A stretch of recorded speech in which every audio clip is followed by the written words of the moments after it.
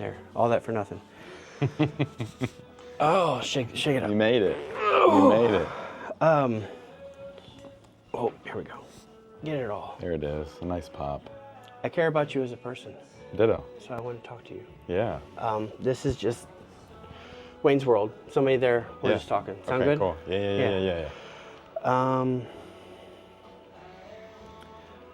I don't think that you try to come off as an intimidating person, but I think for a long time I had this thought in my head of you and your team did something so awesome. Oh, I need to turn the music down. It's okay.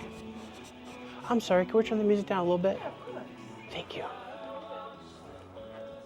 A little more to where it's like just faint if we can.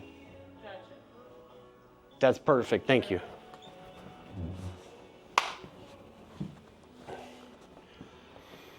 I like to sit in it. Yeah. It's not organic, but it needs to be repeated. So I appreciate you as a person. Of course. I do, thank you. You have never struck me as being an intimidated person, but I think for a long time I had my own bias of you and your friends doing something so amazing that it would set you apart from others. And it's my bias, totally my bias. Full disclosure, doing a lot of work on myself, probably a lot of jealousy for absolutely no reason. Like I didn't make anything that would warrant such a impact. But yet I also have to look at it from the other lens without putting anything in your mouth. But you guys are probably just having the time of your lives, right? Just hanging out, having fun. Unquestionably. Yeah. So, and I don't want to preface it by saying that's why we're talking, but I want to say like me approaching you as a person. Yeah. I was like, I need to add value. I need to add value, and I'm pretty sure that's the first thing I ever said to you. You know, I was actually just thinking about the conversation we had in the summer of 2021. I'm almost positive it was. You came up to me, and we talked at a festival. Maybe Barbecue and Blues, maybe Down Soho. Home, I think. Down Was it Home. Soho? Might have been Soho or Down Home. I can't remember when. Yes. We'd have to look at the. I do believe it was a high buy situation. Yes, I I was was like, walking through, I gotta talk and to you this came guy. by and we talked. Yes. And it brought me a ton more, maybe joy and realization of community than you maybe even realized. That's awesome. So it brought me just a ton of, number one, it made me recognize like, hey, I don't really know him that well, but I know immediately you showed me like that vulnerability. You were kind, you were caring, and you just made me feel super worthy. So that immediately that immediately made me just like, man, like this guy's the real deal, so. I've been running 2 places for about a decade of, and this is so bonkers that so another intellectual property picked this up. I didn't realize I was doing this, but have you seen Ted Lasso at all? Just a couple episodes here and there. Okay, so the whole like be curious but not judgmental. Yes. Absolutely changed my life. Yes. My gosh, yes. I think that many people grow up with ego, and I think many people like I'm gonna make a mark on the world. And I was in a loop for a really, really long time of I do not like my life, but I'm also not investing in anything that has any value whatsoever. So it's like, how are you so cocky with not investing anything of value? And then I committed myself to all these jobs that were just, and I do mean jobs, I do not mean careers. And I created the worst version of myself. That sounds awfully familiar. And it's I like, feel that. and I'm trying not to open every conversation because if 6 people watch this and 6 people already know the story, but I do want to be able to open up that window a little further with you to where I'm really understanding it's more my baggage. It's not you, it's me. But after going through all that work and being the curious but not judgmental, and we were talking earlier about Larry Kenney, he's from Pekin, and if I ever had a platform, it wouldn't be the one of the look at me show, because I'm pretty boring, like even now being a suburban dad. But there are things that I'm so passionate about, and instead of being the telling all your coworkers you're excited about this thing, or like being the did you know guy, I would rather sit down with the person that does know. And like let them tell our story? Yes, a true archivist. Well, but because you're going to run out of stories. And isn't it really disingenuous? Like, well, guess what, guys? Look at me. Today I'm doing Guess tomorrow. what's interesting today? Right. Nothing. Not a thing. That's fair. And it's weird that curious but not judgmental, and like pushing yourself into work and things that you don't know where they'll take you. Follow the fear a little bit almost. Oh, you know? absolutely. Yeah. Oh, yeah. Right. I have never. I don't like the word success because I think that that's a plateau that you cross. I like progress. But I've never in my life experienced this amount of progress after saying no to the ego, no to the comfortable, and just we're gonna see what happens. So.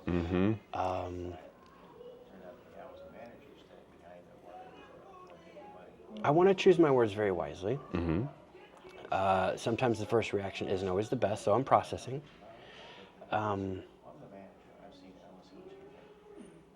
You have been in the, I say feeds, I guess some people say zeitgeist lately, for your, way more for your activism.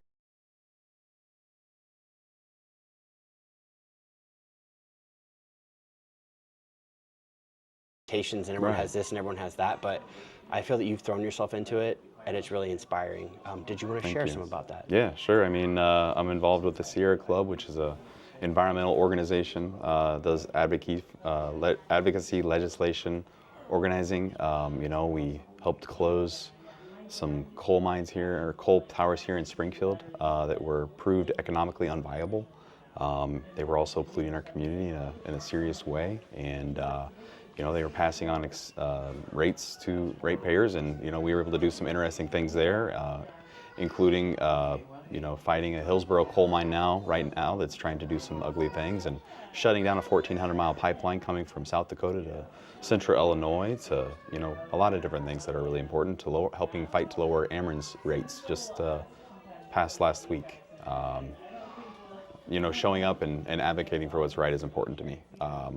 You know, I'm involved with the Springfield Advocacy Network as well, and I think it's just important to me to have a community and nurture that community and invest in it any way we can. But why? Honestly, I think it spurs from, you know, not having community in a point in my life. You mentioned the worst version of yourself. For quite a while, I had a worse version of myself as well. And I recognize that if I don't have others around me that I love, help hold me accountable, help me see, you know, a better world as possible, it can get bleak real quick, right? And, you know, I don't have a lot of family. I don't have brothers. I don't have sisters. I don't have a lot of cousins that I'm close with, to be real honest with you. So I find it important to have people that I love and invest in them and prune the garden and take care of those that take care of me. That's awesome. May I ask you about what has made you this well-rounded? I don't know anything about traditional or non-traditional education. Sure. I mean, what's that path like? Yeah, so I mean, I graduated from Jacksonville High School in 2002. Went to Western Illinois University on a jazz scholarship for tenor saxophone. I was in the top jazz band over there, Jazz Studio Orchestra, which is I think it was a Grammy-nominated jazz band in like the 90s. Oh, pretty cool. Pretty cool, just, you. you know. So that was fun. And then transferred to Illinois State University on a jazz scholarship as well, because the band was all located there. Sergio, Andy, Antonio all lived there. And I was like, man, I got to be there to do the thing. So auditioned there, got a scholarship there, transferred, signed a Victor Record and dropped out. After the band. I heard he was a mean man. Yes. The man that ran the Victory Records. Yes, I a heard he big was bully. a mean man. A lot of people call very Tony mean. a bully. I didn't mean to pause, but I was like, I just heard he's a mean man. He's very, I tell you what, he was really good to us in waves though. You know how like kind of abuser is, you know, really good at times. Just I'll to be get honest, you to love you know. them and then they... Yep, pull it right back, you know. But overall, you know, I'm beyond grateful that that experience happened overall. I don't want to throw him under the bus. Right. I was just trying to be a little cheeky about it. That's fair. That's fair. But you know, got back into school. Yes. After the band broke up. Well, you're going too fast. We can have a conversation That's about fair. this. Tell me. I just know it's a lot of lore for education. I didn't know if it was too much. No, because it's, to me, it's a. I don't think that you feel that you needed it, and then you turn. I don't think you need. I don't think that you feel at that age, I'm not going to need a scholarship, because guess what? Like, this paper is going to change the rest of my life. What's that moment like where you're like, okay, I could stay here, get this piece of paper that says I can get a job later, or I can just do what I want to do right now? What's that like? Terrifying. I didn't want to let my parents down because I was the first person in my family's lineage that got to college. That's why you didn't want to talk about it, because it's heavy. No, it's true though. Okay, so when Victory Records offered how us old to are sign, you? I am 41 years old. No, at the time. Oh, at that point. Yeah. Let's see. So I would have been, it would have been just 2 years out of high school. So 17, 18, 19, let's see, 19, 18, 19 at the most. So you know everything about the world I at knew that everything. point. Front, You back. are absolutely. Front, back. Everyone in your orbit is just ignorant. You've never had this opportunity No. before. You don't know nothing about me. Yeah. I'm sorry. No, Is it too- you're spot on. No, you're spot on. And then the email I sent to my parents to tell them that I was going to do it. You sent them an email, no call. The cojones on you. That was a very interesting one. Did your parents help you get this scholarship? Did they go? You know, they were always, well, I tell you what, yes, of course, they were very supportive of music always. Yes. My parents are, you know, I love them immensely. I could just imagine somebody, I worked so hard to get the There was a lot invested in time and energy. But the thing is, you know, that music, investing in me in 5th grade to have an alto saxophone could have gone towards a lot of different directions. Yeah, Heck, it should sure. have just been put down and put away and gone dusty. Sure. You know, I was lucky enough to take that, you know, music and time and go to Europe and play 600 concerts and, you know, see the world a little bit instead of just saying, hey, I got my college degree in 4 years, cool. No, I dropped out halfway through. I messed up. I made bad choices. I saw the country. I met a ton of people. I learned a lot. I released 3 albums, you know, and saw a lot of things. And I had a very non-traditional path of education.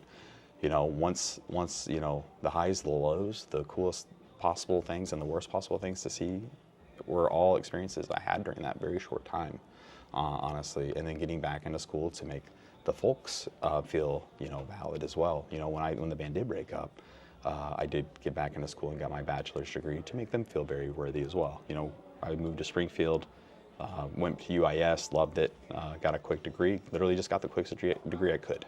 I just went to my counselor and said, what degree could I get with my background that I already have the quickest? And he said, looks like this. And I said, perfect, I'll take it. And I did that. And you know what? It made my folks feel validated. I did learn a lot. I met a lot of people I love from it, honestly. I love UIS. I love a lot of the teachers out there.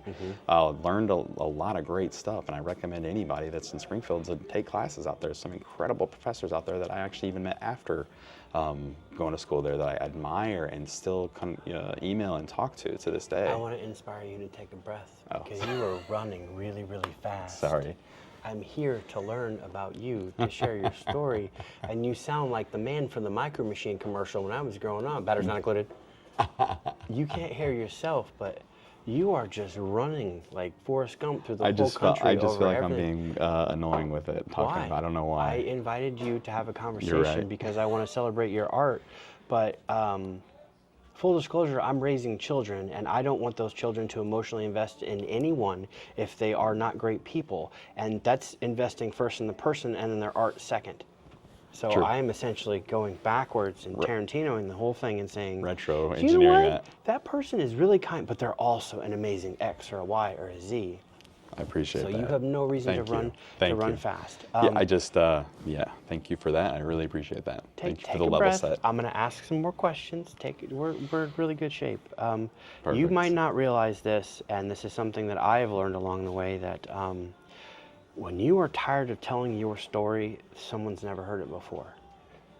Okay. Stan Lee told the exact same story 1,000,000 times because there was one person in the room that hadn't told the story. Your story is valid. Everyone has a story. Everyone wants to hear that story. And I don't want you to think, the reason why I hold back is because it's not about me. It's a conversation about you. Right. And I want to just think about 20-year-old Nick a year into it, where everything's the greatest thing in the world, or all you see is behind the curtain and it's the worst thing in the world. Yep. And you look at it and you're like, oh my God, I made a really bad choice. Right. Or tonight I feel like I won. Like, how do you look at that? 20-year-old Nick a year into it, where everything's the greatest thing in the world, or all you see is behind the curtain and it's the worst thing in the world. And you look at it and you're like, oh my God, I made a really bad choice. Or tonight I feel like I won. Like, how do you look at that? Thank you for all of that. 20-year-old Nick a year into it, where everything's the greatest thing in the world, or all you see is behind the curtain and it's the worst thing in the world. Yep. And you look at it and you're like, oh my God, I made a really bad choice. Right. Or tonight I feel like I won. Like, how do you look at that? Thank you for all of that. Thank you for all of that. That's perfect. That's perfect. That level set is just what I needed.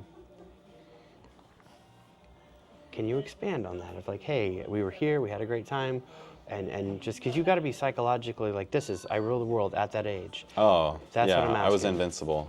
Okay. And then tell me, like, when you're just into that of, is there someone telling you, hey, you have to make this type of art, and if you don't make that type of art, then we're gonna be real upset? No. Or do you get to make whatever art that you want? There was, I mean, I tell you what, Victory never gave us any creative direction at all. Okay. Never once did anyone at that record label say, this is how the music must sound, do, think, Okay. say, or be. So, what artists were inspiring you at that time to make the records that you made?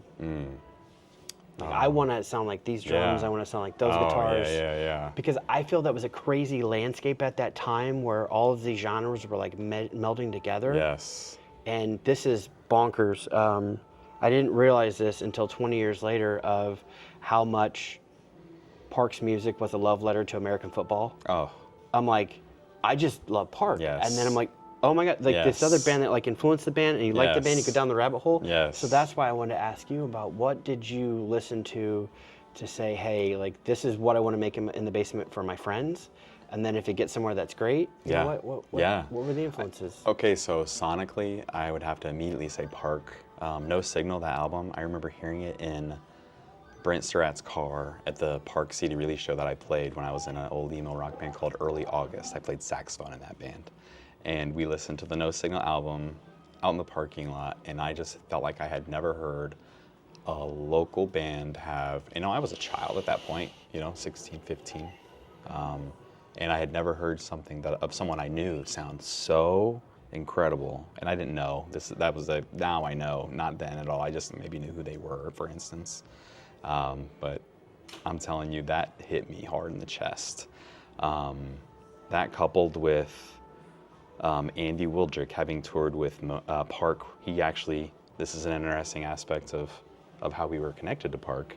Andy left high school and toured with Park in Canada. So we had an interesting connection to Park and Moneen at that point, and I was a huge Moneen fan, a huge Park fan, so those bands influenced us immensely. There was another band called Self-Made Man, and they were from Canada as well. We toured with them briefly.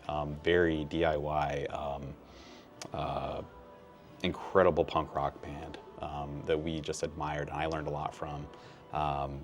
And those bands, absolutely formative. If I talk to material conditions of guys I could reach out and touch, right, at the shoulder of, okay?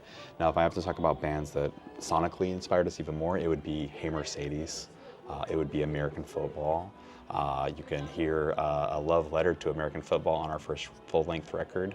It's called The Big Little City Killing Cycle is the name of the song, and there is, in fact, a direct riff of a drum beat that's ripped off from the song on purpose to give blowing a kiss to that song a little bit, and I am Well, if the still proud name of it. is 3 sentences long, then it's obviously a love letter. Like to me, I'm learning that's the call sign of, which is That record, it really had a lot of those, Yeah. honestly, and I was proud of them, honestly, as well. But no, that American Football always just hit all of us really hard. Let's see, who else was really big to us at that point? Shiner. Elliot, there's a band, they had a record called False Cathedrals that really just had this incredible sound. Now, we did not sound like them, but it hit me hard in the chest. Really enjoyed them specifically, but and if I have to actually think about truly sonically who hit us as well would have been the Receiving Into Sirens. Once we signed to Victory Records, we were really close with Trios. Trios is the Receiving Into Sirens, and they were probably the first band we kind of just met on the internet from mp3.com. Ooh. Yeah. I was going to ask you if it was MySpace, but I wasn't sure about the timeline. I was sitting in my dorm room, and there was a great website called absolutepunk.net, and there was just these incredible forums. You could just learn so much about these bands, and again, it was interesting. I mentioned earlier, like, who did I know that was an arm's reach away? In its infancy, to an extent, social media being, forums, direct messaging on the internet, etc. That would have been the evolution of it. You know, I was very, very lucky to tap that resource and reach out to bands that I admired and start relationships with them, and then end up touring with them, you know, a couple months later. So mp3.com allowed us to just see some incredible things, and that was back when mp3.com paid people too. I remember getting like a $15 check from mp3.com at one point, which is a fascinating whole other story. We won't go there. Spotify, at least send me a free membership for all the plays, something. Anyway. Yeah, so just, you know, getting to go on tour with bands that you could reach out to and become friends with that were still, you know, very DIY was fascinating. And we became close friends with them, and their record was recorded by Matt Squire out in College Park, Maryland. And I loved how it sounded. Their record was just cool. It was very, you know, sonically pleasing. The delay, the heavy guitars, the, you know, pounding drums, just all of it just was great. And I really enjoyed the production value. So, you know, we reached out to Trios, and they connected us with Matt, and we ended up going out there to record our first Victory record, specifically with you know, Matt Squire. You got to pick the producer for your first record? Yeah. That's incredible. Yeah, 100%. That's incredible. We didn't have there was no influence. And I wasn't trying to throw shade on no. anybody. I just didn't, and there's questions that I'm sure other people have as well. It's how much control of the art did you have? Because I hope that it would be the most fulfilling experience you've ever had, instead of having to do someone else's. The platform, honestly, here's the cool part. I mean, were there ugly parts that weren't good? Yeah. But overall, you know, the creative process was ideal. You know, they paid for us to go stay in a studio that had lodging with some touring bonus money that we would have to take down to, you know, live off of to an extent. But really, it was an incredibly comfortable experience. You know, we did one, you know, I think 5 or 6 week stint out in College Park, Maryland, and then we did, you know, for another album, maybe 5 or 6 weeks out in Long Island, and that experience is once in a lifetime. You know what I mean? Getting to be in another part of the country, effectively living there for a while, recording stuff, and just doing something, you know, that you love. So the only thing really that Victory had any kind of influence on would have been visually. The artwork, you know, and the cool part was one of our best friends, Double J, did the art, you know, and he's the one who got us signed, so I had an incredible relationship with him. So like having my brother do the art is like, he was the one that helped get us literally signed. So it was incredible, honestly. Was there a showcase situation, or how did that happen? Oh man, it was a courting. It was a whole, I basically courted Tony Brummel for 6 months of my life. I regret not having kept the juniorvarsity.com after we broke up, because I had these old emails in the squirrel mail account that would have been an archive like you wouldn't believe. But for lack of better words, every weekend I would do a weekend analysis. Hey, we played in Fort Wayne, Indiana. We sold $300 in merch. Kids didn't really care for us that much. It was more of a hardcore show. This day we played here. I would like give them like a summary of reports, like almost like a closing manager at a restaurant, which makes, you know, like, hey, here's what the weekend sales were. Just trying to entice him to be interested in us, honestly. So really, took a lot of time doing the back and forth song and dance, and anytime we would play up there, they would like roll deep with, you know, 2 or 3 people to come see us, because we would play the Metro, we would play different cool places up there, and they would send staff to always scope us, check us out. So it was kind of a back and forth for a while. But honestly, may I ask, because I have to, is it the seeing Park Pop that gave you the creative license to say, they made it real. We can do whatever we want. want. Made it real. Because I don't want to be Made it rude, real. but someone sitting in a basement that wants to play a song, I equate this almost to musicians that live in Chicago or the greater Chicago area. You might as well be on another planet, because you're never going to get to that other planet, and they're closer to than most are. They made it real. They made it real. And you're exactly right. Okay, it's got to be a wild situation to be in, to say, you know what, I want to do that. Right. But there's another thing to actually do it. Right. And that was just the, do you think it's the hubris, the 18-year-old, like, I'll do whatever I want? Blind ignorance mixed with blind optimism. But you need it though, don't you? You have to. Because no one else is going to do it for you. You have to have that. And I try to honestly apply that sometimes to my adult self as well, because if you don't apply that, the monkey voice will talk you down to, or out of any idea like that, right? Like you got to like always like reaffirm like, hey, I can do stuff that's still, you know, Well, I hate to keep Larry Kenny as a thread that we talked about. He's from Pekin. Right. Like, how's the guy from Pekin become Lion-O from Thundercats? Incredible. Because he wants to. Because he Right. did it. Right. And that's the whole idea of the conversation to have with people. It's like, you're good enough. I hate to be the Stuart Smalley. You're good enough. You're strong enough. People like you. That's a 40-year-old reference. Not everybody gets it, but whoever get it, they're laughing in the back. All right. But I think that you need that hubris in order to do it. And it's got to be challenging mentally when that comes together and says, I've gone as far as I can. Oh, no. Type of thing. But I don't want to derail you. Yeah, I just needed to ask about that. No, you're so right. That confidence of like, no, these guys are doing it, so can we, because I think everyone needs a little bit of that as long as it's in a kind way. Yes. There are some people. That's a great point. Honestly, they were effectively like stepbrothers to us to an extent, right? But they literally made it real to us to where it looked like it was something we could actually accomplish. That's awesome. You know what I mean? Otherwise, stuff's intimidating, and we were in the middle of the Midwest in a town with no music venues, and there was no scene, and there was no actually community. That's the rope I'm pulling on?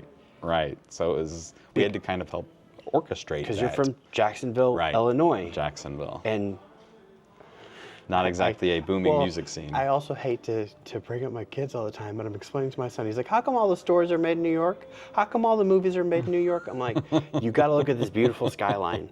Now, do you think that Spider-Man would have hit just as hard as he did had he slung his web from the Hilton down to the Presidential Museum and Library? He would have just been jumping. There would have been no webbing at that point. You know what I mean? No There would be need. no web slinging No at that need, point. but you got the Brooklyn Bridge, you got the towers, you got everything you need to be. The Wyndham is it in and this man, Springfield, and right. but that's how I'm explaining it. Like, sometimes they set stories where it's relatable, and I'm no shade on the Ferris wheels, Hey, but none. That's true, Eli Ferris. Right? But I'm saying, you gotta have determination to say, it doesn't matter where I'm from, my art is strong enough to rise above, and I'm going to find the person to do it. And I think that the another common word we've been using is reverse engineering. Right. Like, you find out where you need to be, and then you figure out how to get there. That's exactly what we did. And I'm glad you brought that up, because I remember Andy and I would scour other bands' websites to see what they were doing, how to do what they were doing, how to become a part of what they were doing, or how to do what they were doing better. And that's what we literally did every day, almost obsessively, and it was probably not healthy. No, but you as have a young to boy, in order to even be relevant. I'm giving creative license to it, because the amount of work that goes into one's own success, you have to shut a part of your life off. All the way. And there are people that don't understand. Correct. But they might be the same people that don't go as far as they would hope. I'm not saying it's healthy either, but it is a necessary part of the process. I've had lots of conversations with people that do break through to whatever it is that they want to do. And we're seeing it now more understood as documentaries are made about different things. And I don't mean to be selfish, but I do want to extend the information of, I needed to add value to what you did, because I feel that you did something, you and your group. Now, it's not a single entity, but you and all of your partners, and Park and all the other, they put Springfield on the map. Oh, yeah. And there's a sacrifice there.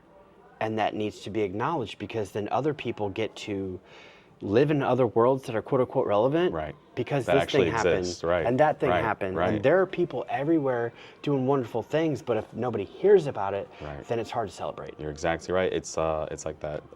What's the quote about standing on the back of mountains, or standing on the shoulder of giants? You know, exactly. Yeah. It's we are only here because of Park, because of American football, because of all of the other bands before them, etc. And you're exactly right. Again, seeing either bands, they came after us and that kept coming that were maybe parallel as well, like The Graduate as well, seeing them mentioned in alternative press. I always got a ton of joy out of seeing those guys, because that we knew very well for a long time, seeing a blurb about them, and it said "for fans of," and it listed bands, and we were one of them. And I was like, my God, is there a cooler thing that could have been said in one of the coolest magazines as a young boy?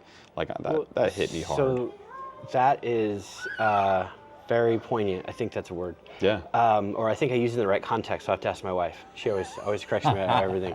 I can take the pictures, I can make the video, not so well at the references.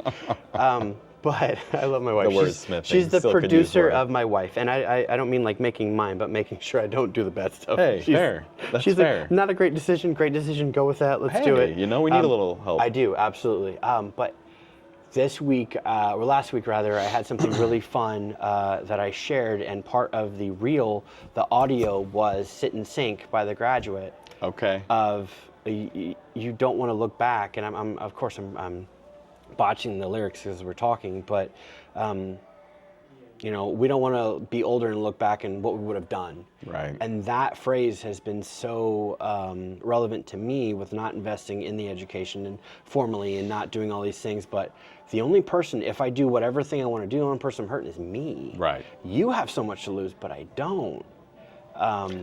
Yes. And I wouldn't have had, essentially, doesn't that give creative license? Yeah. So you gave creative license to somebody else gave creative license to you, and it's just one big It's like circle. a torch we keep handing off to It's each other. awesome. Yes. I love it, honestly. But yeah, and that's what you brought up The Graduate, and I was like, I wasn't going to say Had anything. to. I'm not going to say what Had the post to. is. The post has been out, Yeah. but it's just, it's so, like, it just goes back to that creative license. Let's see, we're everywhere. I appreciate you following No, me. yeah. Do you want me to hop back to the conversation about getting signed? Because we were almost to that. Like, yes. So okay, back to Double J, back to Victory Records, back to Tony Brummel.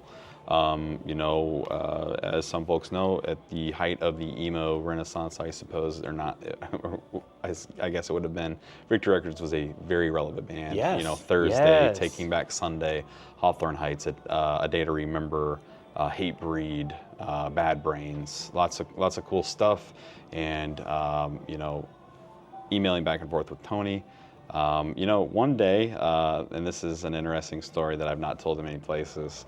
Double J had a really creative idea. He and I brainstormed, and we decided to tell Tony that Fred from Triple Crown Records was interested in signing the Junior Varsity. Good for you. Here's the lore. Good for you. Triple Crown Records was brand new.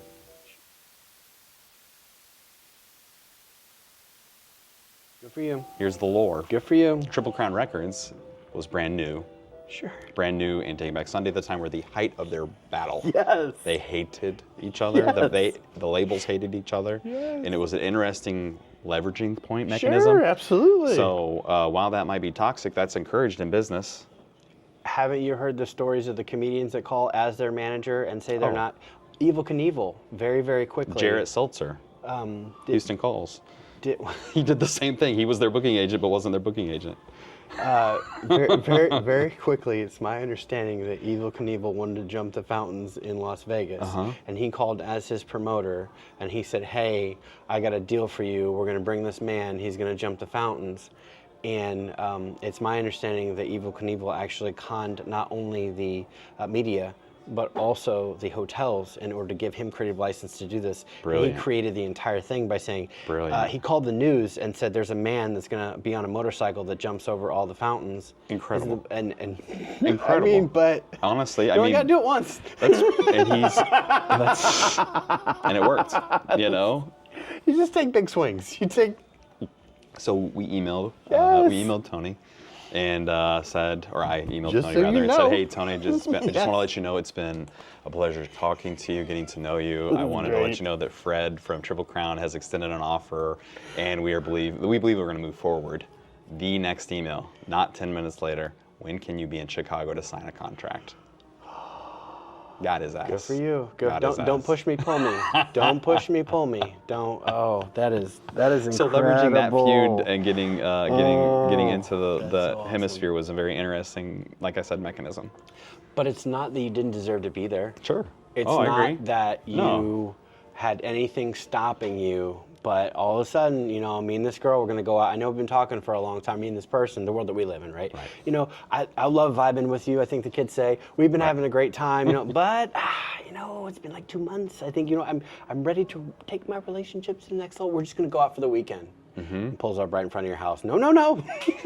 He was ready. He was ready. When can you be in Chicago? And we went up that weekend.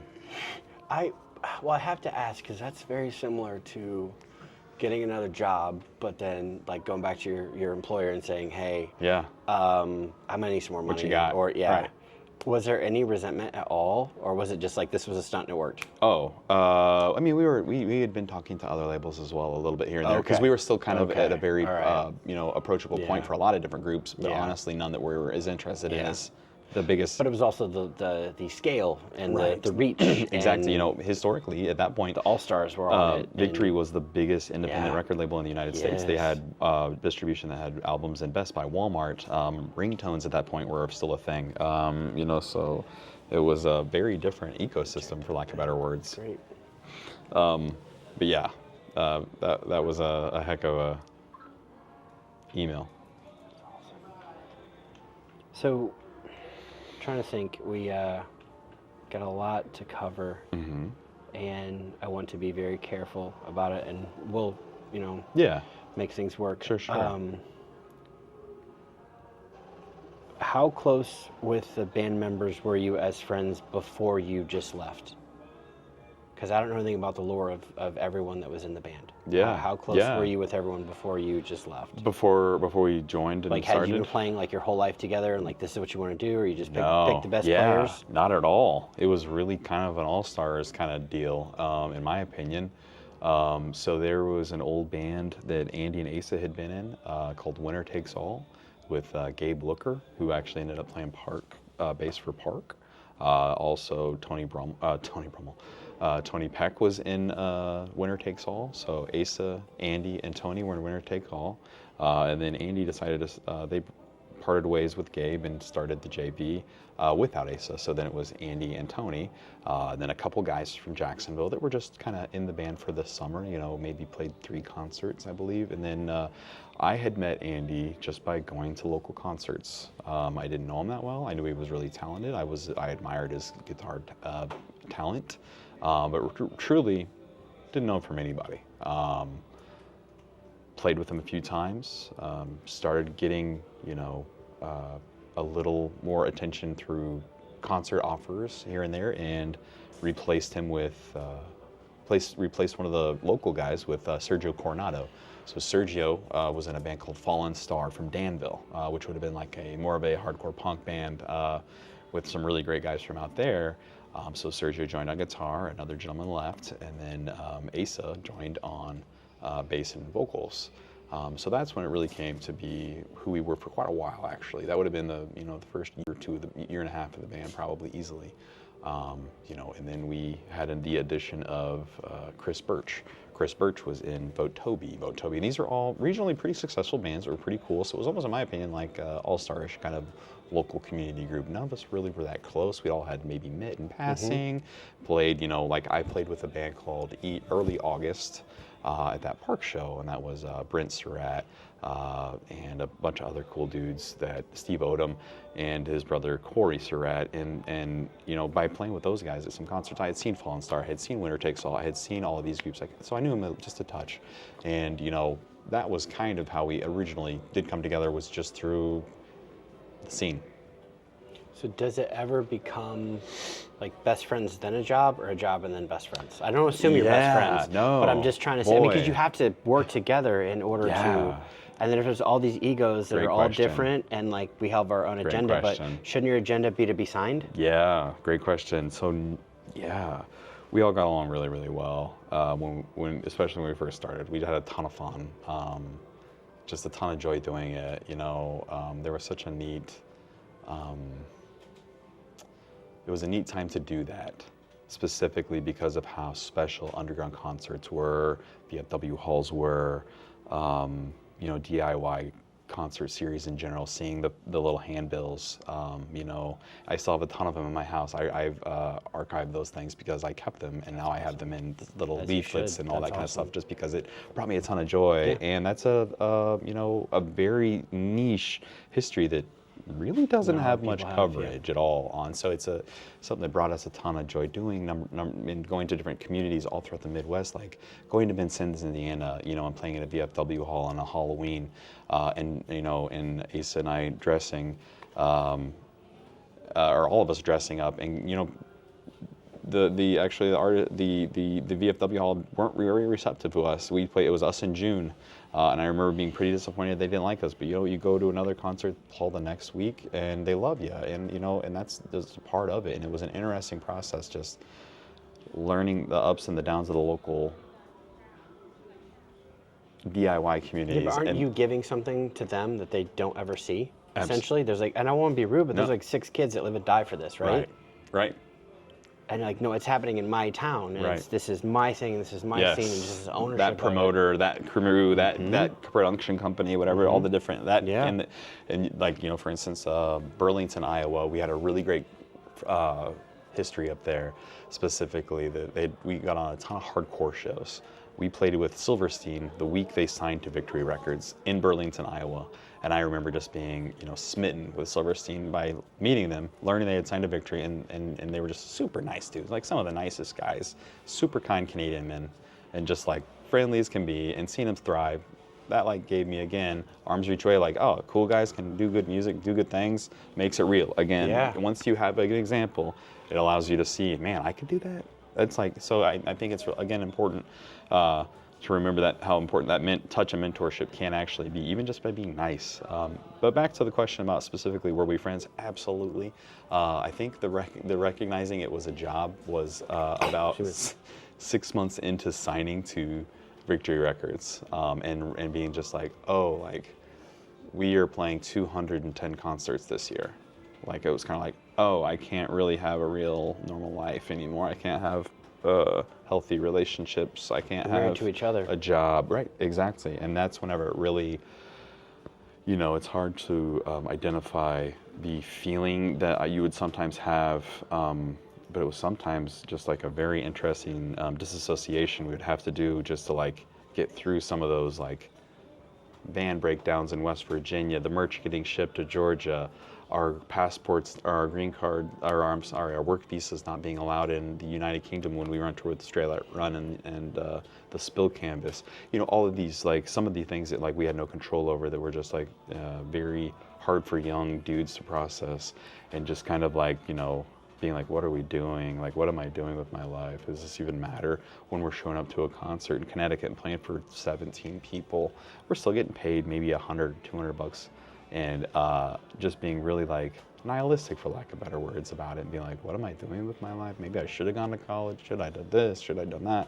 And then, a month later, we're playing for 5,000 people at the Electric Factory with the starting line. So it was this very bipolar relationship with the highs and the lows. Is your dopamine button broken? Oh, forever. Is it broken? Permanently. It is forever broken.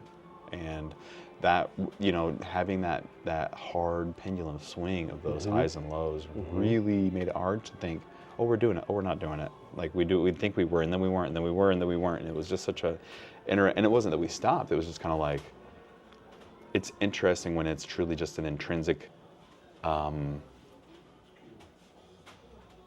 ungraspable, like we can't measure it through sales, because we were at that point still so young, we weren't like tracking I guess actually Victory was, because they had to literally track record sales through the Walmarts, the Best Buys, beyond, but like we didn't have this rope around how successful are we, how but are we doing. But you're playing the same show with the same passion and the same enthusiasm, and I would be terrified in how to measure that metric, because essentially that's isn't that like what you dream to do, and then you get there and like you're not buying what we're selling? Like, what do you mean you're not buying? Like, it's the same. It was. Last week's crowd loved the veal. You don't like the veal? Right. Like it was such a. Change the ingredient. It was like, what am I doing wrong? Are we not dressing right? Are we not talking on the microphone right? Are we sounding bad? There were so many different parts of it at that point. Can I ask you about sound, since you said that? Because I imagine that would be extremely challenging to produce a consistent show every night. Oh, yes. Because I don't know if there was a budget for lights or for sounds, or if there was a touring sound person. No. I mean, there's jokes about people that go by, hey, laptop's gone, we can't play tonight. I don't think I actually understand how the lights are programmed, the backing tracks are programmed, because they have 3 musicians, but yet there are 12 playing every song to fill that room. Because you got to layer guitars, because you want a wall of music behind you. Because you don't want, and it's a real thing. It was terrifying. You're exactly right, and especially if there was bad electricity on the stages, or if, at that point we were gearheads, big time, especially, Andy played a high watt which was a tube amp, or still is a tube amp. You know, Sergio had a JCM 800, so these were very delicate, boutique, you know, with the amps that are no longer made, that were ordered from Russia on eBay because they had to order them from another country because the American companies didn't make them anymore at that time. So these were, you know, in these very delicate cases to where, oh, hey, something's off with the amp, it's going out tonight, something's not working, so we're gonna have to borrow some other band's rig right now and That see they how got it from Monster sounds. Pond. And you know, or no shit about that they bought from a secondhand store. Right. That's not tweaked to the liking Right. of my ears. Exactly. Sorry, I needed to. No, you're right. No, but really, that was something that was terrifying. You know, you're at the mercy of a guy that generally hates you behind the soundboard. I hate to be a generalization or a stereotype, but most sound guys are kind of jerks and kind of don't want to even be there often.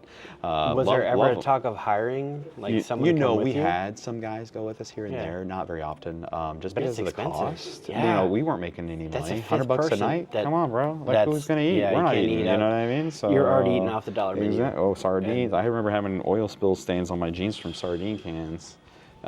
So, yeah, there was not a lot of room for audio preciseness. But I'll tell you what, whenever we did have really, you know, of the 600 to 700 concerts we played, 200 to 300 were in incredible settings. Like at least half were in incredible settings to where the sound was awesome. It would be the Hounds of Blueses, the Metros. Well, hold on. Those kind of. I don't want you to say the name, but talk me through the worst one. Don't say the name of the venue. But talk me through the absolute worst one. So concert that we ever played? Yeah. Okay. I'm not saying I won't even say that you what it didn't bring is, it, but I'm saying like it just felt like this gross, like we're not doing well. You know, I'm trying to think of the worst off the top of my head, and there are a handful. A handful? There's a handful. I can think of one specifically taking place outdoors in Indiana, and there was, I mean, you know, it was probably like 8-inch speakers. And it was kind of like, oh, okay. And you know, we've got one, just Sergio's guitar cab is already 412, I think. So it's kind of like, my gosh, nobody's gonna hear anything. It was 100 degrees out, you know, all of the different things. But that was. Did the kids like it? Of course, you know, and that's all that mattered. And right? that's what I was And getting that's all to. that It's like matters. even though you feel your Could I hear skin's my on synth? fire. No, because I ran to the PA. I hoped I could because I didn't have maybe a rig at that point. But it's an interesting dynamic to where sometimes the setting makes for the joy. So what show, if you could be on loop and go vacation, like in that scene, where say that you're dealing with some minutia with your personal life, or you're some minutia with your professional life, you're like, I don't want to be here, but you know what? I was here, I was on, and like I activated Star Power from Guitar Hero, and it was just like, pop, pop, pop. I was vibrating. What like, night? Where do you go? Boy, the Astoria in London. We were on tour with Panic at the Disco and the Academy Is, and it was a sold-out concert there to 3,000, 4,000 people. And there's an incredible video actually on YouTube of, if you type in Saltwater Fountain, the Junior Varsity, the Astoria comes up. Incredible venue. Actually, the show is featured on our DVD that we released through Victory Records as well. But that one specifically, for a lot of reasons, another country, incredible venue, historic venue, a ton of history that was just really special to us. Our Radiohead played there, like all these incredible bands that we admired. So getting to play it sold out, and seeing us and hearing us larger than life with this incredible light show was just intoxicating, I will say. So I'm very lucky to be able to even go onto YouTube and see other people's perspective on that. I tell you, one of the biggest joys to me at this point is being able to see comments that other people have to say, like, oh, I was there, or I this, that, and the other, or I hated those twats, or, you know, anything specific. But It brings me so much joy. For some reason, I love comments of those past concerts nowadays, like seeing it, you know, posted, you know, our merch guy, Cole, at that point, and Cole was much more than our merch guy. He was our AV guy. He made effectively our DVD. He did our merch. He was a ride or die. Love, very, very good friend for a long time. But since he uploaded that, you know, just seeing 10, 15 years of comments of random people that are like, oh, I was there. I remember this. This was so important to me. XYZ. I remember. And just seeing that kind of stuff brings me the kind of joy a paycheck never could. Yeah. You know, like we said, money was never really a JV thing. And it still isn't. I got a check just the other day for like $12, which was cool. It was there's some airplane company using a song of ours and something, we have a song called Lifted, and I got $12 or something. So hey, you know, we'll take it. But as I said, the money was never it. But seeing that kind of stuff gives me some kind of a joy and fulfillment that I can't grasp, that I love. So that is really important to me. I'm extremely blessed that we are in an era of technology, civilization, humanity, that we can archive our thoughts into this forum. Unlike in the past, we're like, hey man, I saw that band once. That was neat, right? And that's it forever. And now there's this neat way we can, you know, communally ruminate on it a little bit in a way and talk about it and see that still maybe new memories still come out of it. You know, I use the comments and YouTube as a way to promote modern concerts. So it's interesting going back to a post from 15 years ago. It's the top comment. It's always and being the top like, comment. hey, It's here's always JV concerts, the top, right? Always so it's the just top comment. a fascinating, yes. just going to antiquated videos and posting about new stuff, and just, I don't know, it's an interesting moment, and I'm just lucky to be here.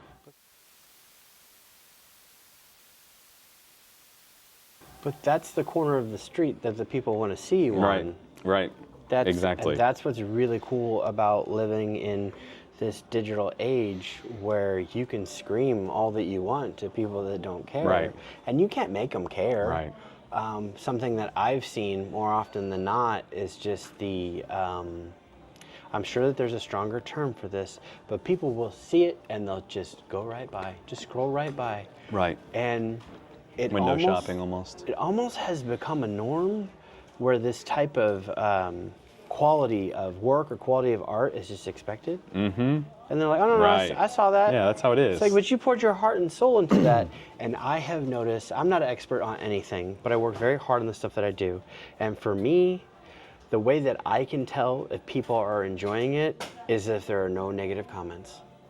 Because they'll come out and they'll say this was terrible or that was terrible. But if I just hear crickets, people saw it, they expect, you're like, yeah, that's cool. Thanks, man.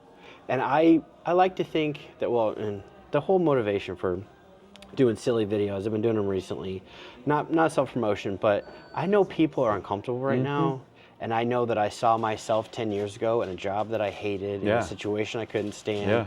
And if I can take somebody out of that for 16 seconds, like, I'm gonna do it, because a touch of levity goes a long way. And it's like, and I try and be as transparent and goofy and just a buffoon to humanize it all.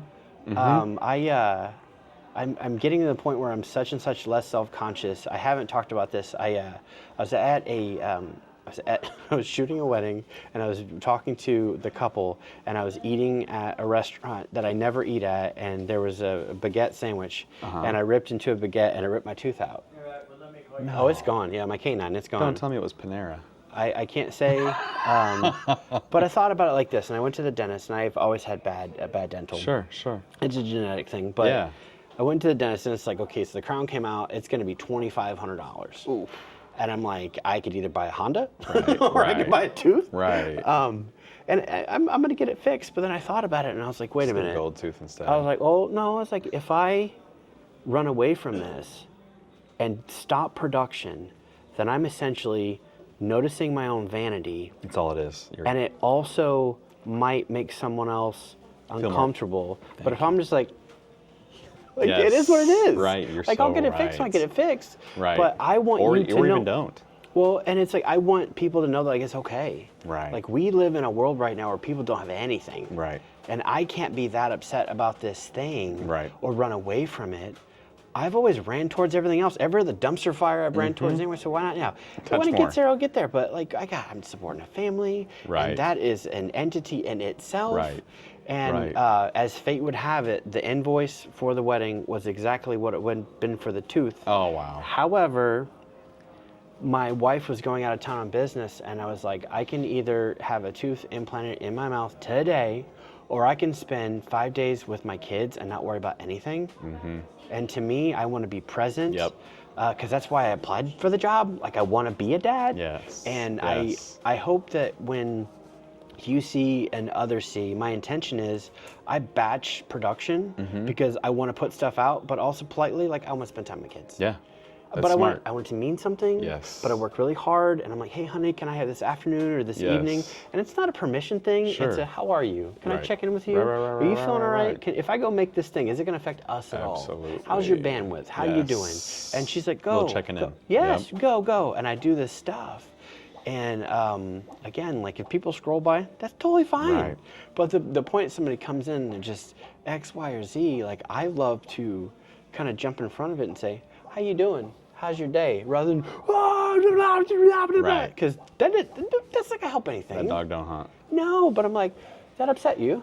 What upset you about it? How's your day? What do you do? Like, what do you? Let's unravel this. Right. I hate being a parent has made me such a better person, because my children are not angry with me. They are hungry. They are tired. Right. They are exhausted. Right. And they will scream in my face about how tired they aren't, and then shut down like a robot. I don't want to go. It's like all you needed was a snack and a safe place. Right. And I think Sounds that there's familiar. a lot of people. Sounds real familiar. I think there's a lot of people in the world. I think that's the zeitgeist. Some people might say a treat and a nap you never drink sounds enough water too bad. today? Right. Have you actually eaten something that came from the ground? Right. And then are you proud of yourself? Because I don't want for my opinion of you to affect you that much. So I always ask, are you proud of you? Because I'm proud of these things, but I don't want your self-esteem to be tied to my approval. Yeah. That's a big thing. That's huge. Well, it really kind of dissects the whole thing of I'm doing this for approval or I'm doing that. Well, whose Right. approval? Because if you're not happy with what you're doing, it's not Right. going to go well. Right. Who is the giant spectator of the self right now? Exactly. Yes, Exactly. yes. So yeah, I'm proud of the fact that I have enough self-esteem to put myself in front of a camera without a tooth. That's a very large tooth. Because Right. you know what? It's that common thing where it's like the cringe and the success, and it's this weird like, and then it's whatever, you know? And that's it. Yeah, It's just fun, and then you just do it, and then you just keep doing it, and you honor that self. I have to keep pushing, keep going forward. Thank you for letting me go back and forth and dance. course. Did you finish your thought, or did it interrupt you? No, I'm trying to think. Well, at that point, where were we? We were talking about the friendships and the venues, and then we asked about no, your I think that was your pretty highs. good. I tell you yeah. what, near the end of the band, it did get spicy. We went through a lot of trauma as young men. But how do you not? Because of Right. your brain, prefrontal cortex, right? That's like Right. a recurring We were theme. children, quite children, literally, quite literally. And I tell you what, so I love the guys. I love every single one of the members of the JV. Is the trauma bonding situation? Yes. So we went through some serious issues when coming, we'll say this. It was a very complex time, and being involved with, from police to having one of our members' partners being murdered, to being robbed multiple times, to being, not having diligent people that were always the best advocates for us in our corners. Well, I was going to wonder who do you check in with to make sure that it's level? Right. There wasn't really a good one. And would you trust them anyway, even if they tried? Right. No. Because you don't understand my life. You don't know what it's like. We were still the know-it-all kids as well. But even the other person on the other side, it's like, how can you tell me you've never been through this? Oh, you're a manager for who? And you just want 10%. You don't care. Or what do you know? You're just like me. You're just another band at my level. You don't know any different. So it was this interesting ego dance, I think, tango, where sometimes we believed what we were doing deeply and other times didn't, and used other people's perspectives. But yeah, there was not a lot of healthy interactions we had from people that we trusted. One of those was, and I'll die on this hill, was Miles. Miles was like a bigger brother that I annoyed growing up. With AOL Instant Messenger, I had his screen name from Andy, because Andy toured the park. And I always thought Miles was cool, hell of a drummer. I admired the hell out of him.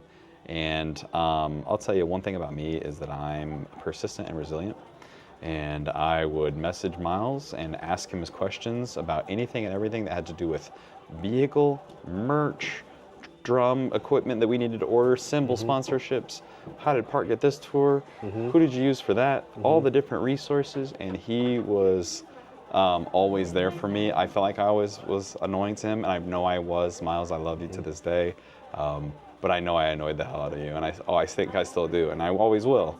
But at this point, when But he let you in. Oh, and he completely. didn't have to. So 100%. you got it's a two-way street, right? Oh my God, yes. You're exactly right. I'm not saying You're right. anything Nope. about anything, but You're right. And he diffused this to me just a couple months ago when I was outside of Anvil and Forge because I was teasing him about it. So he said something similar actually. So, but I always felt annoying because I didn't have a brother. But being do an you only think child. he did that for everybody? Oh hell no! How could he? The way he.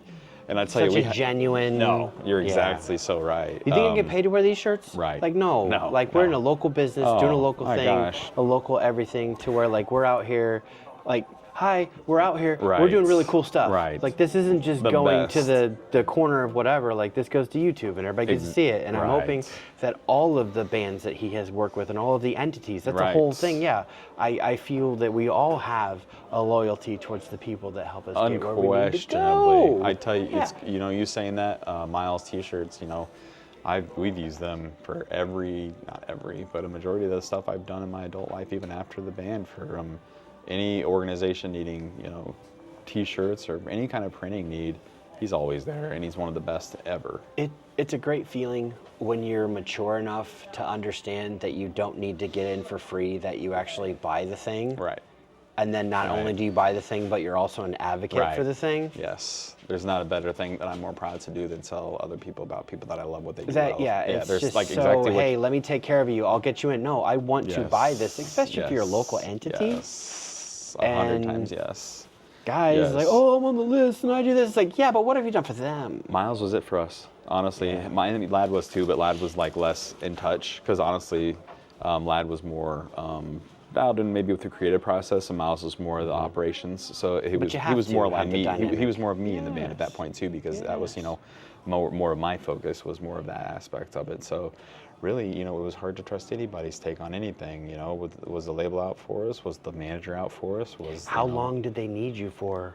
Can you see into the future? Right. Are we the flavor of the week? Are we? I was telling the story who's just behind us? the I'm other not trying to day. be rude. No, you're exactly right. I was. We were courted by, I forget his name at this point, some management company from out in California, and I think it was, I can't remember his dang. I found his card the other day because it fell out of something. It was this white card and reminded me of his name, and it was that hit of like, oh man, I almost forgot that story. This guy, we can Google it.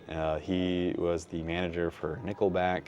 What and is all Nickelback? Nickelback. It's similar to it's a jacket from the '60s, I think. It's kind of like a cheaper. Did you see the doc? Tell me really quick. Did you see the Nickelback doc on Netflix? No, I haven't seen it yet. Okay, I'll invite you to check it out. Okay, I will. In my opinion, it was done brilliant because you can love these people or hate these people, but they Still worth got watching. paid. Okay. Oh, it's brilliant. Okay. Like I understand the all the negative attention. I understand the meme of it. Yeah. Not a fan of the psychology of it because Okay. you're essentially bullying somebody. Right. Like they're That's- the yeah. punchline to the joke. Yep. However, do you sit at the top of the mountain and count your money knowing people are laughing at you? So Great question. I mean, Great it's question. like they're Laugh not all the way to the bank. They're not Googling you. Laugh like all by the the way- they're not. Truly. They are not Truly. Who is the guy from Who's the teasing Nick us? Who's calling me Dad Rock? Like, who calls me Butt Rock? That's what. While my $2,000. Yeah, right. Exactly. Yeah. What person Great question. in a convenience store that wishes they would have wrote Clerks is talking garbage about I don't me? think I've even heard of it. I would invite you to check it out. It's on Netflix? Yes, Okay, I'll have yes. to check it And out. I love the deep dives. Hence why I do Yeah. these types of things. Of this is where it started. This is how it's going. This is the height. This is the low. This is the. By the way, like you could be mad at me, but like all these people said I did a good thing, and I also don't have a day job. Win. So- You win, literally. Yeah. You can look at it from any angle you want, but I go buy my mom so island, true. but you can't pay your So bills. true. I'm not no shade. So I don't but remember yes. his name. Yes, at this recorded. point. It's yes. John something or Mike something. Yeah. Some rich white dude. And we go out to his. We're in California. We go to his house. He invites us to his personal house. We walk in, and on one of the walls is 20 or 30 platinum records. Cinderella, Rat, Nickelback, all these things. And I'm thinking, we don't sound like any of these bands. The common denominator. Where are we relevant to this world? Could you probably add some value that we don't know about to our reputation and maybe some shows in this? Probably. Is it going to be with musicians that we have the sonic parallelity to. Like, I don't know, like, is it going to make sense for us to be on tour with the bands that you're going to put us with, number one? And are you even out to work with us? Or do you see a mid-level band doing decent, maybe you can make a couple bucks from? Sure. And I think that's kind of the lens we had. So it was an interesting relationship, not long-lived. I think we did work with them for maybe 3 or 4 months, and we were underwhelmed with the results. But you know, it was interesting to just like vet those out, you know, because there are a lot of great people doing that work that I did trust, and I want to give a shout out to one right now specifically. His name is Keller, and he is running an incredible organization called Milk and Honey out in LA, and London and New York. It's multi-location. Lucas was an AOL Instant Messenger dude. That's awesome. My age as well. Yeah. Managed a band called June. On Victory as well, managed some other bands, moved out west, and just started really leading into it. And now he is in one of the most prolific, owns probably the most prolific management company when it comes to artists as well as sports stars. He represents the biggest names across the board, and just seeing a brother that I still talk to, text with, do business with. You know, I sent him bath melts just a couple months ago for his office because Milk and Honey has a really cool little area where they I think it's called the bath. And I thought, what a neat thing they could do, giving out bath melts to his artists. It's like an artist bar, lounge, something, to where they have bath bombs with his company's logo. That's literally a milk and a honey, 3D printed off of a website, and I, you know, make the bath bombs for him. Long story short, incredible to see a guy at the height of his career that you knew in the trenches. Seeing that kind of success. That wasn't an opportunist. No, that wasn't. No. That was just we want to. He worked his tail off, and I love seeing that kind of stuff. So to see him keep kicking butt and taking names is just brings me a ton of joy. So he would have been one of the guys that I actually did take advice from and trust, and still do to this day. So yeah, mentorship really wasn't much of a thing, especially being, you know, that scarcity mindset of not wanting to share with other artists what we're doing, and like, oh, but that's ours. Like, we don't want to do that kind of a thing. So yeah, good question, honestly. How many albums total for Junior Varsity? Okay, so there was an EP that was called, there was a full length called The Great Compromise. There was Wide Eyed, and there was Cinematographic. So those are the releases that were put out on CDs. And then actually, you know, just this year, we did release 3 new songs as well into the Ethersphere on Spotify, etc., all the streaming platforms. Not as an album, but as a trilogy of songs. And those are Anxiety, Guilt, and The 1%. So I guess 4.5 releases, we would say. Do you have the same amount of admiration for all? Is there cringe there? Or is there, this was the one where we were all together with the same artistic vision and this is what we pushed? What's this like? Boy. What's it like looking back? Yeah. I tell you, there's stuff. I do have to let you know that I have to ask you these questions as if I weren't a super fan, because then it would just be an insider conversation. Does that help the... Yes. Okay. You've been very generous with your time, but I would hate for you to be like internalizing, like, this guy has no idea what. Who am I? Excuse me. Like, you invited me here, and you're asking. But I have to have this. I do not want it to be inner-type baseball at all. Level setting. No. There is some cringe. You know, the EP I think is 5 songs and is like 35 minutes long. So that's 6-minute songs. Those are long songs. But it was a different world. It was. And these are also, you know, we were young. We didn't know how to produce, you know, we didn't know that you didn't need to, you know, play the bridge 6 times, or I'm sorry, the verse 6 times. Tell it to fish. You know, all the different. Sorry, you're right. Too forward? No, you're right. But no, so I think that was a big, you know, that one specifically, you know, that EP is. Who did you make that record for? Did you make it for Victor? Did you make it for you? Great question. We made that record for us. We made it at Timmy Costello's studio over on, I believe it was North Grant.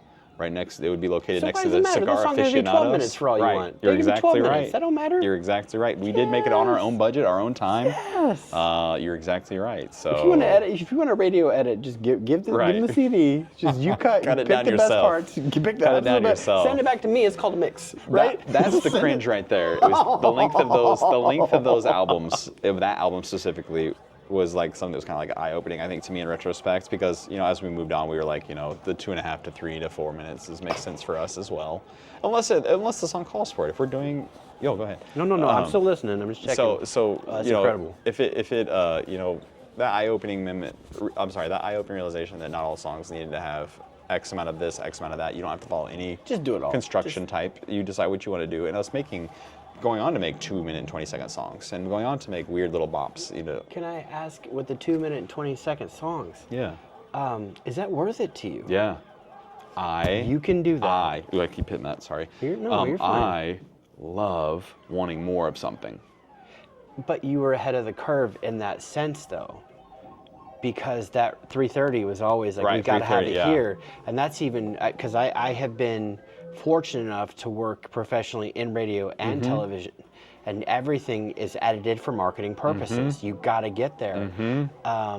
You're right. I touched the thing. You inspired me. It's your fault. I beating am our finding chests. myself feeling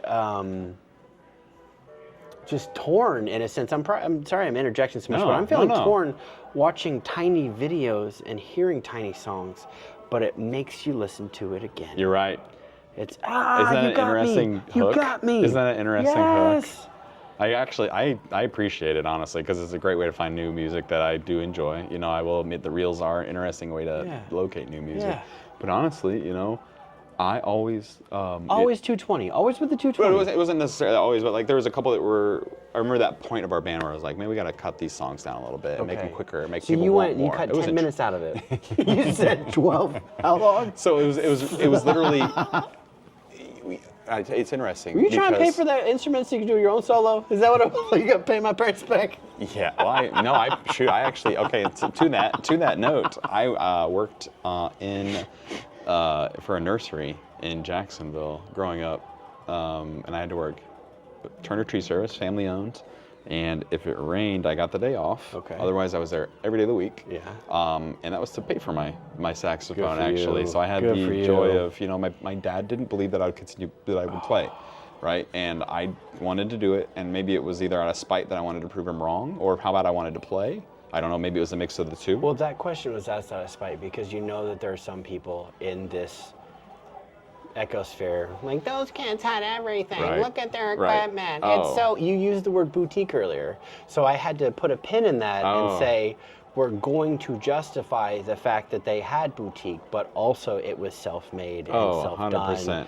But they don't see that, right? Yeah. All they see is, these kids from Jacksonville get signed to Victory. I can't believe this happened forever. Yeah. They were picked by this person and picked by they're the yeah, super we were group Nepo and blah babies, blah blah. basically. Yeah, So I'm we were trying to. Am I wrong? No, you're all right. I have to poke holes in it. No, you're good. Thank you for doing that. It's yes. So, you know, that makes me think of, you know, even just anecdotally, it makes me think of when our van broke down in one of the numerous places it did, and we had to buy another one, that the Wildrick family needed a new roof, and we didn't have money. So they needed the roof demoed to be pulled. So that's how we got $1,000. We spent 2 days on the roof, getting the roofs ready and all the things for the Wildrick family to get a little bit of cash to put it down on another used van. So that was, you know, there was a lot of trials and tribulations when it comes to manual labor. Yes, during the height of the summer on the roof, and I'm You scared don't have of heights. a choice. I'm a wuss. I'll be honest with you. I was terrified being up there. Yeah. But you know, we did what we had to do to get it done. And you know, like I said, I got my saxophone by, you know, watering trees for my family. And I was paid a high wage of $5.50 an hour, and that was when minimum wage was $5.25. So I thought it really that I was doing something special at that point as well. So I forget how we got here. No, so we talked about a little bit of cringe. Cringe, yeah, okay, so cringe. Go ahead, yes. Yeah, so honestly though, looking back, there's so much that I am so proud of. You know, like specifically the song The Sky is something that I am beyond proud of us releasing. the song is extremely relevant still to this day. When you analyze the lyrics, when you analyze any of the content of the, even the musicianship, the guitar riffing at the end, it's just a badass song that I love.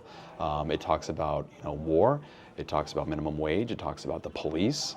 I would even posit that the Junior Varsity was maybe one of the first ACAB emo groups, and it was an experience that was even more special because we had a great music video for this guy. It was by a company out in LA that did all of the production work for Robot Chicken. Oh, that's awesome. So I actually emailed Seth Green's. I need you to hold on for a second. Yeah, no problem. See, you don't need it, and you can't run to the car, right? See, now, everybody got jokes. Everybody got a plan to get punched in the mouth, and then, oh, well, I got the OCD. There it is. And then, yeah. There it is. So. There it is. Hold on. No, you're good, brother. Oh, tell me about the Robot Chicken. So I emailed Seth Green's management company and said, I was just, as we said, we would just look up what other people were doing. I had no idea how to do this, so I thought, we have money for victory. I love Robot Chicken. The stop motion animation is something that just always brought me a ton of joy. Growing up, I loved Jason and the Argonauts. I loved the Christmas claymation stuff, all the, those cool characters. And having the opportunity to reach out to collaborate with artists that you already admire was really something cool. And reached out to Seth Green, and his management company responded and said, hey, we send them an audio tape of the vocals. Here's the company's name, Screen Novelties out of LA. Awesome. Email them, set up a meeting. We're out there on tour, swing by and kind of have some production ideas. Don't end up using any of them that we meet with them and talk about because they looked really dumb. They did some like B-roll stuff for us. Love that they were so inclusive on us and in the vision. And they were originally going to project our faces onto these little wooden dolls and do the stop motion with us, and it just didn't test well. But they pivoted and went in to make a really cool, weird little eclectic puppet. He's got an interesting shape. He's an older man, and the concept is this house falling from the sky, and his reflections, maybe some personal growth, while the lyrics kind of dance around what's going on. And visually, I just had so much joy taken from seeing our art, our music put together with a visual representation of a show that I just loved a ton growing up. So Robot Chicken being so special to me, and that claymation and all that just all coming together was really cool to me. So that is one thing that I know I will hope that YouTube always carries and I can always see as well, because it's interesting. We had a YouTube channel forever ago, whenever everything first came out, and I can't get access to it. It has probably 500,000 plays. Wow. There's got to be a person you can call. Somewhere at YouTube, you'd think. Haven't had any luck yet. I started a whole new channel just because of the new music this year, and would love to have access, but I hope that those videos always remain on there. Yeah. You know what I mean? But really, lucky to have been able to walk into our own mall at the Journeys, see it on video. Seeing it in different record stores across the country, and seeing it on what was not MTV3, MTVU, the University MTV it was on. And just having that opportunity when music videos were still very on the forefront of being played at music stores, and seeing those things was, we were lucky to be a part of that culture, we'll say. So really, touch of cringe, a lot of stuff I'm still proud of, and I'm still proud of what we're making now. We released 3 songs this year, and I'm really proud of them. I'm really happy with how they came out. Were these remote? Were these together? Because you guys are different places, right? Yeah, great question. Yeah. So Andy is down in Nashville. Asa is in the Bloomington area. Sergio and Chris are in Chicago now. I believe Chris is moving to Chicago this year. And then I'm in Springfield. So yeah, we're all kind of all over the place, but Asa and I would get together pretty regularly for quite a while and write and rehearse. So when we would do these reunion shows, we'd also start writing some together. And I have a little recording setup that Sergio sent to us. That we were able to kind of put some ideas down and then send it to the bros in a chat. So it was almost like the postal service, but digital, right? So like we would send, hey, here's some vocal ideas, here's some guitar ideas, here's some old. One thing that's been really fascinating is we had a lot of old recordings from when we originally, were demoing old albums, or just ideas that never fruited to do anything, that we kept. And that we were able to kind of take some of those and put them into some new things is a really neat thing, and we really got to enjoy that. You get to talk to the 17-year-old version of yourself. Yes, finish writing that letter. Finish writing that letter. Put a pen in it. It was kind of neat, and really, we still are doing. I think I still have like 7 more in the works ish. So it's been a blast, and it's been a pain. Sure. But it's been a great experience overall. Is there anything that you still have your eye on that you feel you haven't accomplished in the artistic world? I only ask this because this is a new version of you, and I didn't have the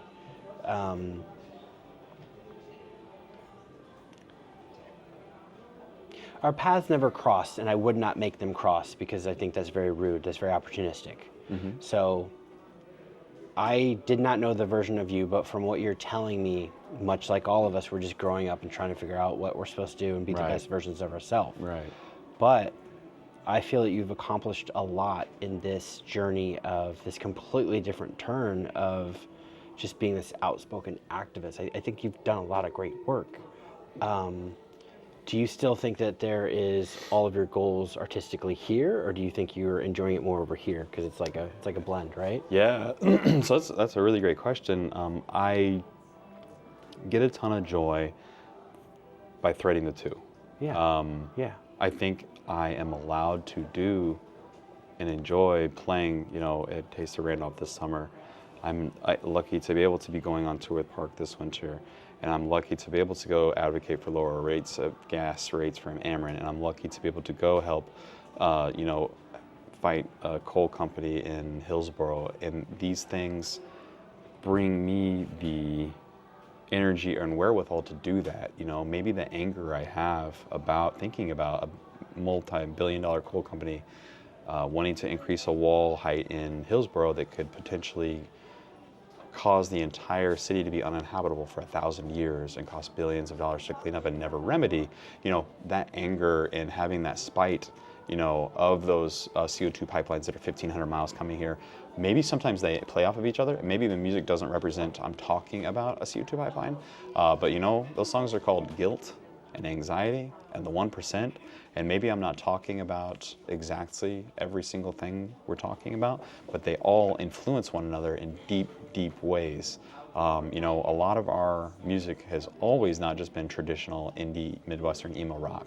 We have always had some sense of untraditional lyrics in those settings. It's not just about romance, it's not just about longing for a lost loved one. It's going to be more so about, in my opinion, some thoughts from a bird's eye view, a higher look down of the material condition.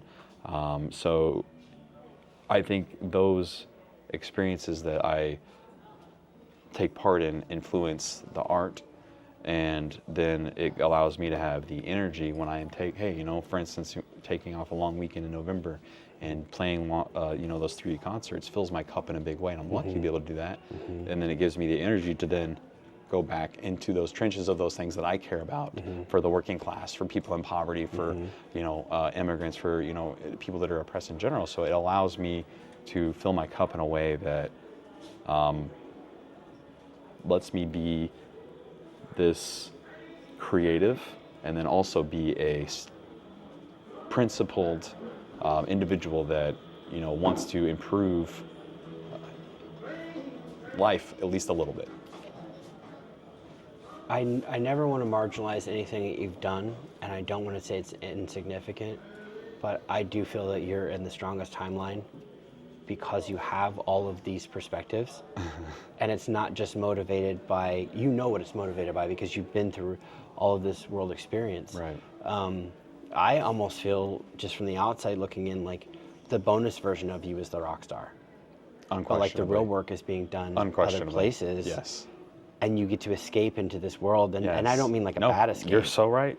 You're so right. And I don't want to take away from either world, but it's got to be extremely disheartening to keep pushing and pushing and pushing and not always getting a yes. Oh. But I'm hoping that when you walk into that venue, people want to be there. Right. So that's the pendulum that just pushes it forward, as you're saying. And I think it's that, and that, like, for instance, it helps me to have pots on the stove that are not in even the same hemisphere. Yeah. Right? Yeah. Like having, I love to do a lot of different pursuits and adventures, and knowing that, okay, hey, I got bad news on the environmental lens this week, but you know what? I know Ace is coming down to practice this next week. Or, hey, I try to keep myself robustly involved. I don't have kids, and I look at our community and some of the pursuits as things that I pour my time and love into, right? Because community, again, as I said earlier, matters to me deeply. So being able to have that, it's a huge privilege to be able to do that. I have the mental capacity, the time, and the health to be able to do those kind of things, and I think it's something that you should do if you can. And I can't remember who said it to me when I was younger, but if your community needs something and you see a space for it needing to be done, you should just do it. You shouldn't ask. You should just show up. And I think that's kind of what, from the music lens to, hey, there's no community in Jacksonville really for music as much as there could be, and facilitating that, putting up posters on the drive-thrus at McDonald's and Hardee's, and going to every different corner of every different small town in the Midwest, and trying to make a community that maybe didn't previously exist a thing. I still meet people to this day in my line of work even. So in full disclosure, I'm in homeless crisis response, and I do some really traumatic work sometimes with really special people that are sometimes coming out of really precarious situations. And you will never believe it that at one point I helped serve an individual that was at a concert that I played in another state, and they brought it out to me, and it was like an interesting convalescing of those two lives. It's the bonus version. Yeah, again. Right. So it was an interesting. Doesn't it help check the ego as well? Completely. Because you just get you can get shut down at these things, but then you know that there's value somewhere, right? Completely. And you have to celebrating those victories and keep moving forward because of the value that flows in. Exactly. And you can't. Right. Exactly. It's like riding that roller coaster of the good, the bad, and the ugly, and just trying to resettle yourself. And I tell you, some weeks I'm real bad at it. You know what I mean? Dealing with the ugly, the bad, and the good, and all the things. But it's that perspective, that bird's eye view that sometimes you need to just get out of it, when you are in that funk.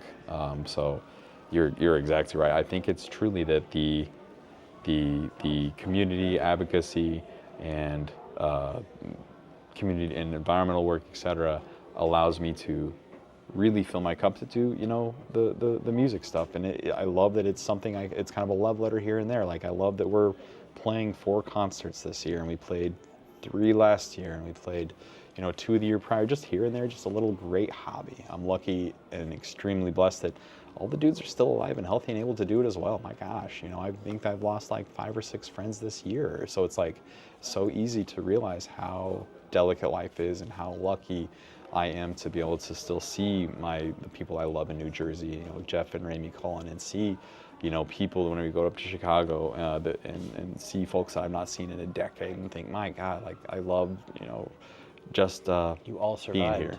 Right. You all survived that wild ride. Lucky to be here, truly. I know that you were checking the specific information before. Do you want to take a look at that? No, I got it. We're dialed in. Yep, we're dialed in. Let's talk about the full reason. Because I want to let people know who you are before we celebrate your art. Yeah. To me, that's more important. Yeah. Because I think people invest further. Yeah. I don't know. I just, No, I appreciate tell me about that. The shows. So, Park, Tokyo Rose, and the Junior Varsity are going on tour this November. We will be doing 3 days. Well, we will be doing 2 days with Tokyo Rose and Park, St. Louis and Bloomington. Specifically, Chicago will be the Junior Varsity and Tokyo Rose, Hot Alice, and some other surprise special guests that I have not announced yet. But we are going to do Chicago on the 21st. We are going to do St. Louis on the 22nd, and we're doing Bloomington on the 23rd. So it's going to be a long weekend right before Thanksgiving. So I'm really excited about it. We are such huge Park fans and always have been. And I've been bothering Lad and Miles about, hey, we're all here, let's just do these things. Like, we don't, like, there's no reason not to. And if somebody comes out to the concert, it's great. If not, you know, we're having fun with each other no matter what. It's going to be a blast. Yes. We're going to have a great time. It's we're doing the Bottom Lounge. We're doing the Castle Theater. We're doing Off-Broadway. They're great venues. These are great places to see concerts at. We're going to have a ton of fun. And I'm really looking forward to, honestly, I love concerts in the winter and when it's cold out, you know, the hoodie weather and all that jazz. And it just is very nostalgic of maybe that time as well, of the original nostalgia back in the early 2000s. For some reason, it just hits that way. So I'm really excited to see friends new and old. You know, one of the things I really enjoyed lately in our creating new music and playing again is there are some folks from, you know, other states that drive very, very many hours to come see us, and they're in their early 20s and they tell us they discovered us on YouTube. And it's like, what a neat thing to like discover a band that stopped playing music, and then the year you discover them, they released new music, and they were just like, those kind of neat things like that. Just catching those relationships and meeting those people, that brings me a ton of joy too. So always love meeting old friends, old fans, people that remind me of stories. And, you know, ran into, you know, people on the last 3-day run that we did with Spitalfield. It was Spitalfield and the band Eugene Levy from Iowa, and just running into people in every single city and just hitting me up about things that I didn't remember, but as soon as they told me, I did remember. So like, I love uncovering those lost stories and those lost interactions, as well as hearing the best bands around. Like, I love Park. Hearing them play live is one of my favorite things. Seeing Miles play live is one of my favorite things. Seeing Lad play his SG on that high watt, and seeing Brandon Carnes and seeing Alex and all those dudes, just brings me a joy and a fulfillment that is unlike a lot of things. So like, it's a vacation for me. It's something that will fill my cup, and we hope you'll come see us because it's honestly a great time.